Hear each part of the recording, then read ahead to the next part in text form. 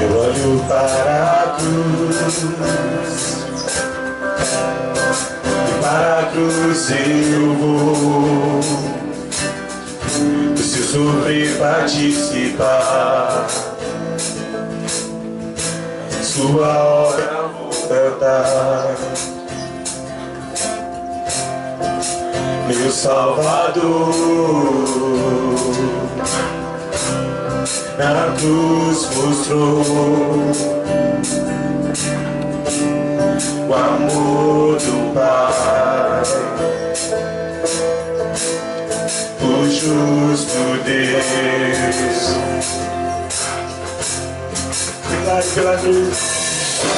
Pela cruz me chamou gentilmente, me atraiu e eu, sem palavras, me aproximo, quebrantado o seu amor.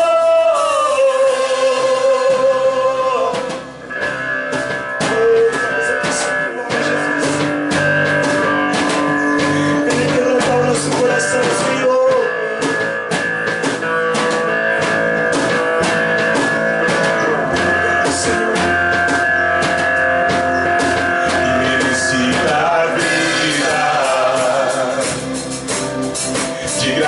Recebi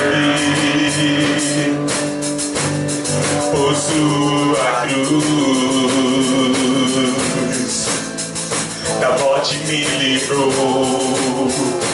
Ele te trouxe a vida, trouxe a vida, porque nós já estávamos condenados. Ele estava condenado, mas hoje nós temos a salvação. Aleluia, Senhor. Eu fui reconciliado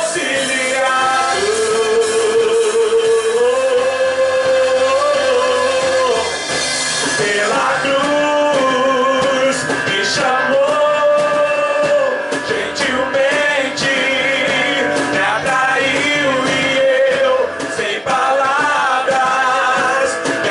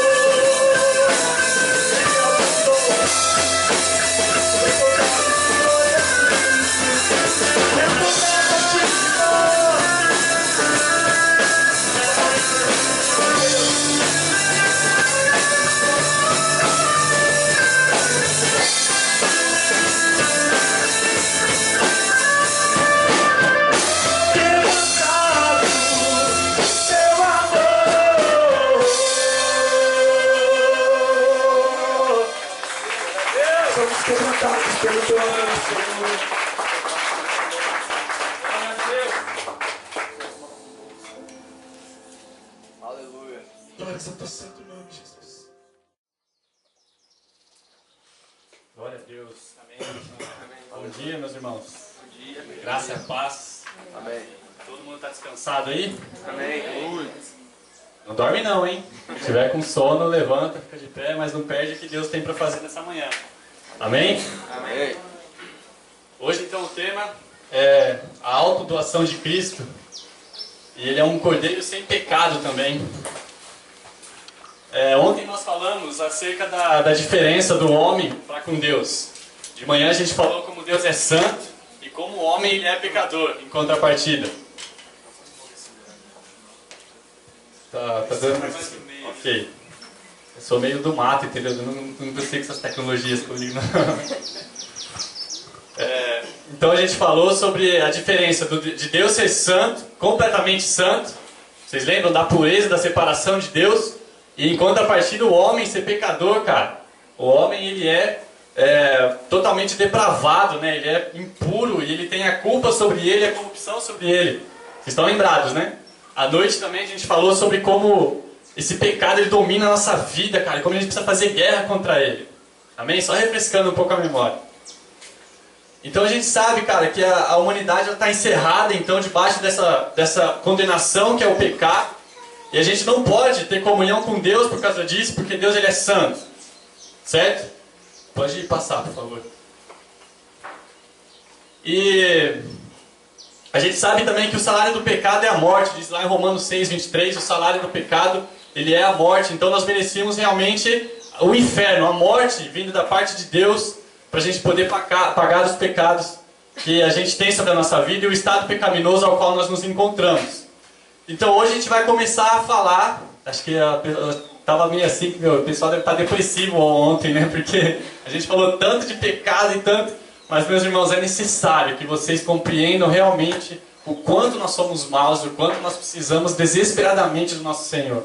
Sabe, Jesus ele diz que aquele a quem pouco é perdoado, pouco ama. E aquele a quem muito é perdoado, muito ama. Então se você tem noção de que você está sendo muito perdoado por Deus, você vai amar mais ainda esse Deus. Deu para entender? Então assim, olha, não tenta se esconder não. Não joga para debaixo do tapete. Assume que você realmente é um pecador. E a gente falou sobre alguns atributos de Deus ontem, sobre a santidade dele, um pouco sobre a ira dele também. Mas existe um outro, que é o mais conhecido de todos, talvez. E é nesse que eu acho que Deus tomou iniciativa, então, para poder salvar o homem, né? Que é o amor de Deus. A gente cantou agora que a gente não pode duvidar do amor de Deus. E não podemos mesmo duvidar do amor de Deus. E talvez seja uma heresia minha agora aqui, né? Não leva muito em conta não, mas eu coloquei aqui que talvez Deus estava num dilema. Por quê? Porque ele não podia deixar os pecados impunes. Ele não pode ignorar a santidade dele, ele não pode se macular com o pecado. Se a gente pensasse assim, pô, Deus ele fala na Bíblia, né, Jesus fala que a gente tem que perdoar aos nossos irmãos e tal, então por que Deus simplesmente não perdoa as nossas dívidas, sem a necessidade de um sacrifício, por exemplo, sem a necessidade de condenar? Mas a gente tem que ter a noção da gravidade do pecado mesmo. Porque se a gente entende se a gente acha que Deus poderia nos perdoar livremente, então a gente não entendeu a gravidade do pecado ainda. Sabe, o pecado é tudo aquilo que é contrário à bondade. Então Deus ele tinha que realmente punir o pecado. Quando a gente perdoa o nosso irmão, a gente perdoa porque ele fez alguma ofensa pessoal, alguma coisa que muitas vezes feriu o nosso ego. Mas o pecado contra Deus não é ferir o ego de Deus, não. O pecado contra Deus é o mal. É o mal da pior forma, entendeu? Então teria que ser pago mesmo. Então Deus teria que condenar o homem, teria que fazer com que esses pecados fossem pagos, mas ao mesmo tempo Ele ama o homem. Então como que Ele podia punir o pecado e mesmo assim se reconciliar com a raça humana? Então esse é o dilema que talvez Deus se encontrava. E aí então que vem com a resposta através do amor dele. Eu queria que os irmãos abrissem comigo lá em 2 Coríntios capítulo 5, versículo 21.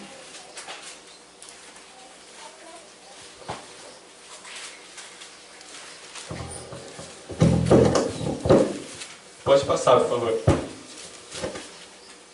falei para os irmãos abrirem só para pegar a prática, porque está escrito ali, hein? 2 Coríntios capítulo 5, versículo 21. diz assim: aquele que não conheceu o pecado, ele o fez pecado por nós, para que nele fôssemos feitos justiça de Deus.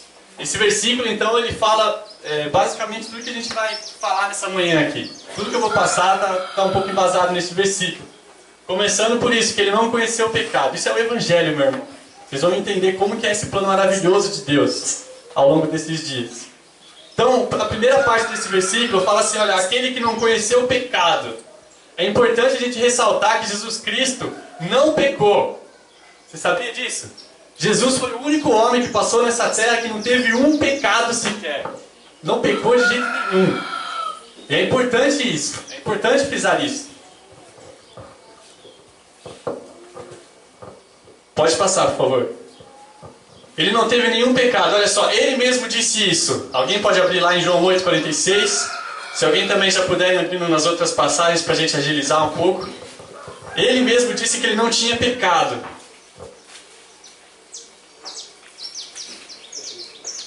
Se já achar João 8,46, pode ler.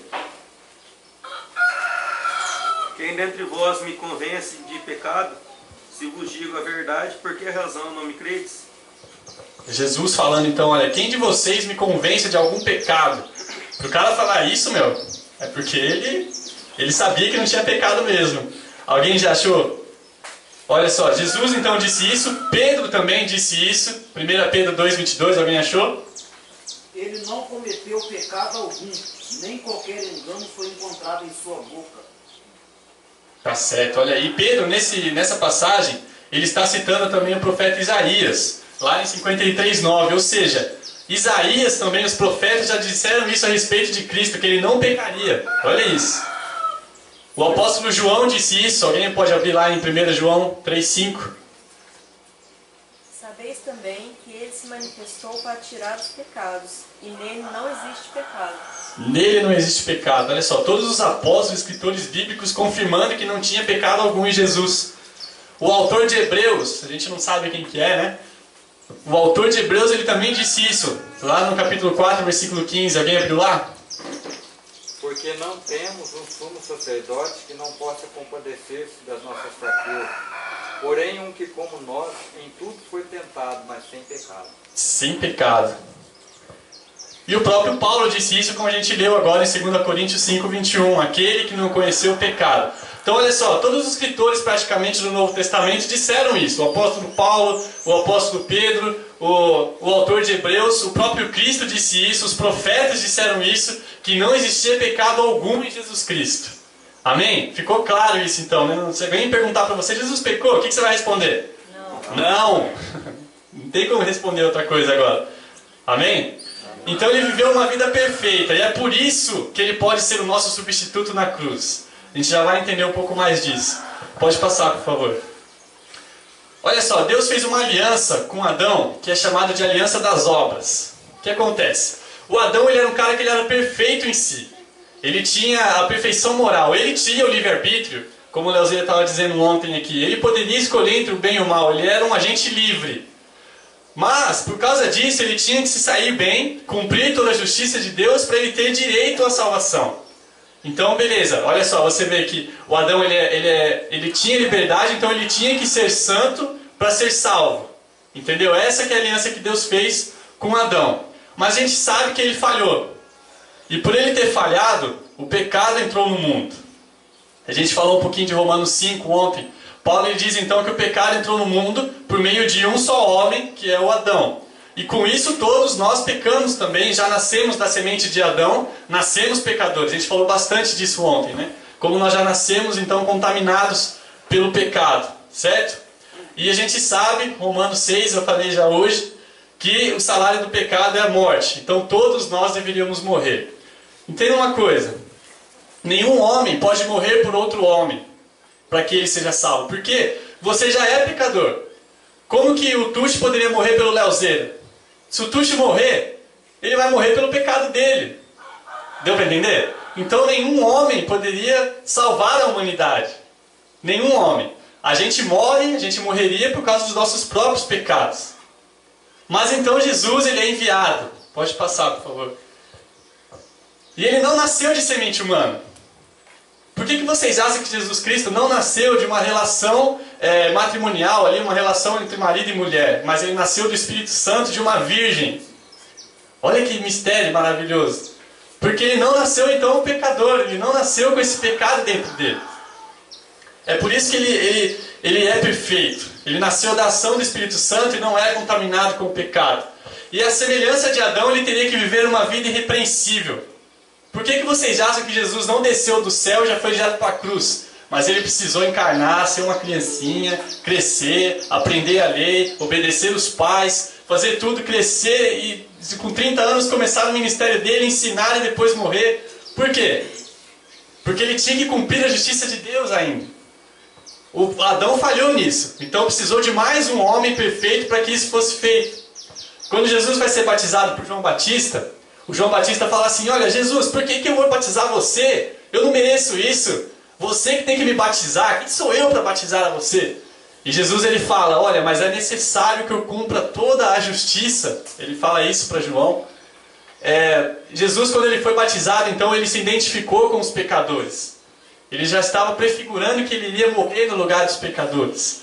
Então foi necessário que Jesus ele vivesse uma vida irrepreensível para ele cumprir a justiça de Deus. Olha só, diz lá em 1 Coríntios 15, 45, que Cristo ele é o último Adão. Ou seja, ele é um homem com uma natureza perfeita. Não tinha pecado em Jesus Cristo. Mas ele tinha que se santificar durante toda a sua vida para cumprir a justiça de Deus, pela salvação dele e também pela nossa salvação, vamos dizer assim. Na verdade, ele fez isso para a gente ser salvo. Ele já não precisava ser salvo. Amém? E tudo isso que eu estou falando, pode passar, por favor, está lá em Romanos 5, de 12 a 21, está falando tudo isso. Que Adão ele pecou, depois você pode ler melhor com mais calma, né? Que Adão pecou e por isso o pecado entrou no mundo e assim veio a morte e todos estavam encerrados debaixo disso. Mas então se pelo pecado de um entrou a morte, agora pelo ato de justiça de um veio a graça para que a gente seja salvo. Como Adão foi o representante do homem lá no começo e ele pecou, ele falhou, Jesus Cristo agora é o representante humano diante de Deus, da nossa justiça e da nossa salvação. Deu para entender? Você poderia pensar, pô, foi injusto, né? O Adão pecou e agora eu nasci pecador. Que culpa tenho eu por causa disso?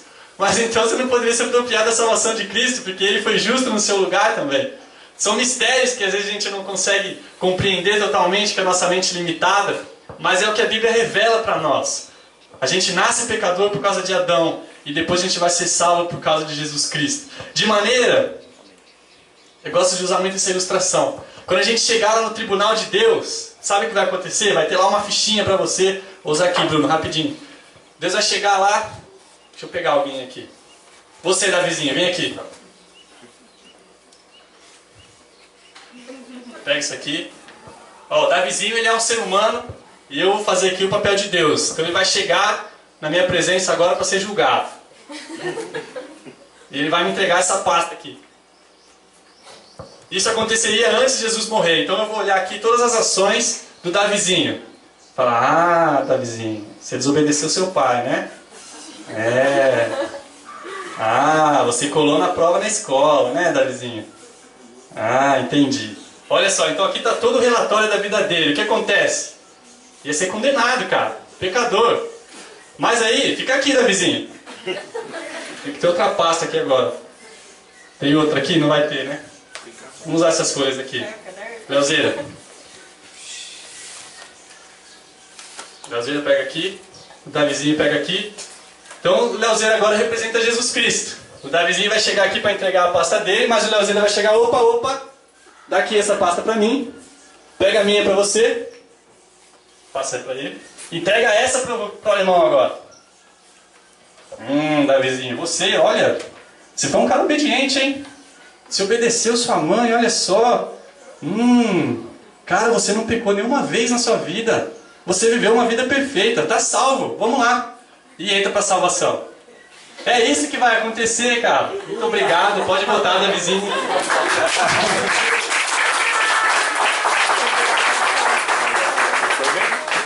Olha só, deu a volta, né? Tá enforcando a pregação já. Eita, Davi. Brincadeira. Mas eu gosto de usar muito essa ilustração porque é isso que vai acontecer no dia lá da vida eterna, sabe? Você vai ser salvo, não pela sua pastinha, pelos seus méritos, mas pelos méritos de Jesus Cristo. Por isso foi necessário ele viver toda uma vida inteira de justiça. Se Jesus Cristo tivesse morrido apenas pelos nossos pecados, para pagar a nossa dívida, sabe? Então ia acontecer o quê? A gente ia voltar no marco zero. Todos nós seríamos como Adão agora e teríamos que viver uma vida santa para sermos salvos. Entendeu? Se Jesus apenas tirasse a parte negativa que a gente estava perante Deus. Mas longe disso, ele ainda fez a parte positiva, ele ainda cumpriu toda a justiça de Deus, para que quando a gente chegar naquele dia, a gente seja salvo por causa dos méritos dele, por causa da vida dele e não a nossa vida.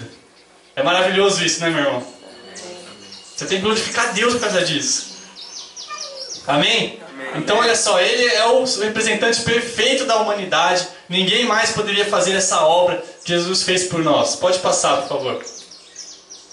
Agora então a gente vai entrar nessa parte da pergunta. Por que que Jesus morreu, né? Eu já falei um pouco sobre então ele ser sem pecado algum. E agora a gente vai entrar nessa parte. Por que que Cristo morreu? E eu vou caminhar de duas maneiras nessa resposta. Primeiro por quem ele morreu. E depois o porquê dele, por que ele morreu. Pode passar, por favor, Daniel. Primeiro, os soldados romanos e Pilatos. Enquanto isso, vocês podem abrir nas referências aqui, que eu vou explicando algumas coisas. E a gente vai lendo. Alguém já pode ler já essa de Mateus 27 e 31, por favor?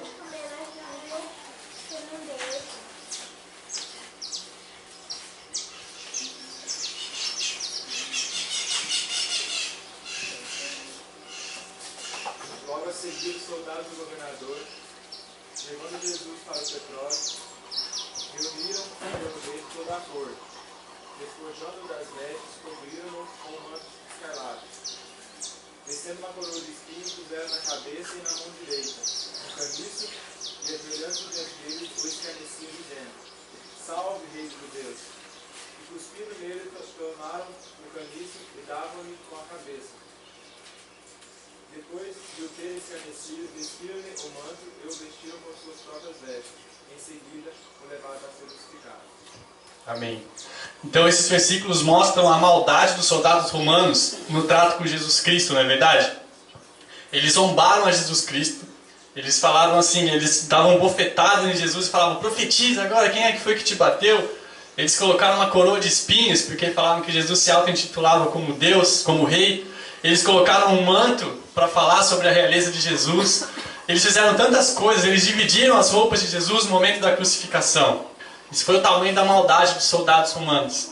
Mas embora os evangelhos eles nos mostram, né, a maldade dos soldados, nós vemos ali que no momento da crucificação, eles são muito sucintos, eles só falam assim: e o crucificaram. Em todos os evangelhos, eles não mostram detalhes da crucificação. Então, para a gente aprender como que eram as coisas, né, como que era a crucificação, as pessoas vão recorrer aos relatos que são extra-bíblicos, né, como que era feito, como que era pregado, como que era feita a crucificação. Mas isso pode indicar, na verdade, que os soldados estavam apenas cumprindo com as obrigações deles, sabe, que eram alguma coisa normal. A gente pode entender um pouco da maldade dos soldados romanos, porque a morte de cruz era a pior morte que existia. O cara, para ser condenado a morrer na cruz, olha, porque esse cara era terrível, cara. Era assim, eram só os piores mesmo que iam para a cruz, entendeu? Era a pior morte que poderia existir naquela época. Então, por isso que eles realmente humilhavam a pessoa que ia morrer na cruz. Então, não tem evidência assim, bíblica de que nossos soldados realmente fizeram algo a mais por ser Jesus Cristo. Isso pode explicar o porquê que eles bateram tanto em Jesus. Amém? Deu para entender? Mas isso nós que não justifica, né? E realmente eles foram muito maus. E eles mataram o nosso Salvador, cara. Falar sobre Pilatos também. Pilatos, ele era um homem muito mau, sabia? Tem alguns relatos também que são externos à Bíblia, que falam que ele era muito cruel. Muito cruel. E isso pode até casar, né, com Lucas 13:1. Alguém abriu lá? Olha o que Pilatos mandou fazer, cara. Naquela mesma ocasião, algumas pessoas chegaram e começaram a comentar com Jesus como Pilatos havia mandado matar vários galileus, no momento em que eles ofereciam sacrifício a Deus. Olha só, Pilatos era um cara muito cruel. Ele mandou matar vários galileus, em outras traduções diz que ele misturou o sangue desses galileus com os sacrifícios deles. Pilatos, ele era um homem muito cruel. Mas, e também dizem outros relatos assim, que ele fez tantas outras coisas, assim, que ele mandou, por exemplo, desapropriar o dinheiro do templo dos judeus para poder construir aquedutos nas cidades lá de Jerusalém, sabe? Então ele era um cara muito mau e os judeus odiavam o Pilatos. Ele também teve desavenças com César. Ele recebeu, sabia, a ameaça de César de que ele perderia o trono dele se ele não conseguisse manter a paz entre os judeus. Então por isso que a gente consegue entender algumas coisas desses movimentos de Pilatos. A Bíblia mostra, sabe, que Pilatos ele acreditava na inocência de Jesus Cristo. Você sabia disso? Ele falava assim para os judeus, ele tentou argumentar várias vezes, olha, mas eu não vejo pecado algum nesse rapaz, eu vou soltar ele. Mas os judeus cada vez mais falavam, não, ele é pecador, ele é isso, ele é aquilo. Ele por quatro ações de Pilatos mostram, né, que ele acreditava na inocência de Jesus.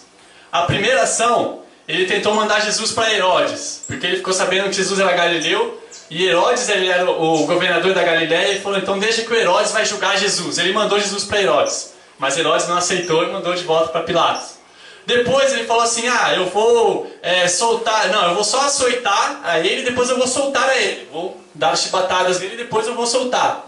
Por quê? Ele queria então agradar os judeus, ele não queria que acontecesse outro motim lá, para que ele pudesse perder o governo dele, e depois ele ia soltar então a Jesus Cristo. Mas o povo não aceitou, falou, não vai fazer só isso não, nós queremos que ele seja crucificado. Ele teve uma terceira tentativa, ele falou assim, olha, então, vocês sabem que durante a Páscoa eu posso soltar um prisioneiro de vocês, vocês querem que eu solte Jesus? Eles falaram, não, solta o Barrabás, nós queremos que você solte o assassino, mas não queremos que solte a ele. E então ele faz uma quarta demonstração de que ele acreditava na inocência de Jesus, que é quando ele traz a água para ele poder lavar as mãos dele e dizer, eu sou inocente do sangue deste homem, porque eu estou só condenando porque vocês estão falando isso. Só que assim, isso tudo não justifica, sabe, a covardia de Pilatos, né? Porque se ele acreditava na inocência de Jesus, solta ele logo, cara. Não precisava ficar fazendo todos esses movimentos aí, não é verdade? Mas então, nesses relatos externos, a gente consegue entender um pouco por que ele fez isso. Ele foi movido pela covardia dele, pela ganância dele, sabe? Pela ambição que ele tinha pelo poder dele. Ele não queria perder o poder dele. Ele sabia que se ele fizesse isso, se ele soltasse Jesus, os judeus ia começar um novo motim e ele iria perder então o governo dele. Porque eles poderiam reclamar com o César, certo? Lá em João 19:12, mostra os judeus ameaçando Pilatos em relação a isso. Alguém pode ler? A partir desse momento, Pilatos procurava soltá-lo, mas os judeus clamavam, se solta este, não és amigo de César. Todo aquele que faz rei é contra César. Tá vendo? Os judeus ameaçaram o Pilatos falando isso. Olha, se você soltar Jesus, você é contra César. Porque eles sabiam que ele já teve alguns problemas com César. Então Pilatos tremeu na base, sabe? Ele falou, não, eu não vou perder o meu poder aqui agora. Então o que moveu Pilatos a condenar Jesus foi o quê? Foi a covardia dele, foi a ambição dele por honra e por poder. Foram essas duas coisas. Então só que eu queria falar um pouco da gente agora, sabe? A gente pode falar, nossa, como Pilatos era terrível, como esses soldados romanos eles eram terríveis. Mas e a gente, cara? Será que a gente não está sendo igual a eles toda vez que a gente age de acordo com a normalidade, sabe? Os soldados apenas fizeram aquilo que era normal e corriqueiro na vida deles. Não é muito mais fácil a gente ser igual às pessoas lá de fora? Sabe, a gente está na escola, todo mundo cola na prova, por que eu vou ser diferente, não vou colar, não vou passar cola, né? Todo mundo vai olhar pra mim com cara feia se eu não fizer isso, tem que ser só mais um no meio da multidão, né? Eu tô lá no trabalho, todo mundo, o meu chefe fala pra mim, olha, alguém liga, nossa, isso é de praxe, né? Acho que todo mundo tem esse problema. Você tá lá do lado do seu chefe, toca o telefone, alguém querendo falar com ele, fala que eu não tô. Não acontece isso? E aí você vai lá e fica nesse impasse. Eu sou cristão, não posso mentir, meu chefe tá falando pra eu mentir. Às vezes é mais fácil mentir, né? E ficar de acordo com a normalidade. Mas não é isso que a gente tem que fazer, cara. Sabe, toda vez que a gente... nós não queremos ter uma completa entrega para Jesus, a gente quer apenas ficar em paz. Você fala, pô Jesus, me deixa em paz, não precisa tratar dessa área na minha vida não, eu quero viver tranquilo nessa área. A gente não quer fugir da normalidade, entende? A gente deixa a decisão para os outros, não deixa que os outros decidem o que fazer aí para Jesus. Eu vou ficar aqui só sentado no banco, esquentando o banco na igreja, tá bom. Sabe, a gente fica num compromisso morno, a gente trata Jesus como mestre, mas não como Senhor. A gente acredita nos mandamentos dele, nos ensinamentos dele, mas a gente não deixa que esses ensinamentos governem as nossas vidas. Deu pra entender? A gente tá agindo igual os caras, meu. Não tá fugindo da normalidade. Ou então, assim, quando a gente tem medo de perder a nossa posição e o nosso status, cara. Sabe? Nossa, eu tenho um status perante a sociedade, né? Se eu ficar assumindo Jesus aqui, se eu agir de acordo com a Bíblia, o que vão achar de mim? Sabe, eu tô ali na escola, eu sou o bambambam da escola ali, né, moçada? Aí vem um menino aqui, começa a brincar comigo, começa a tirar uma com a minha cara, eu vou ficar quieto? Eu vou dar outra face pra ele bater? Eu não! Tem que provar que eu sou homem, não é?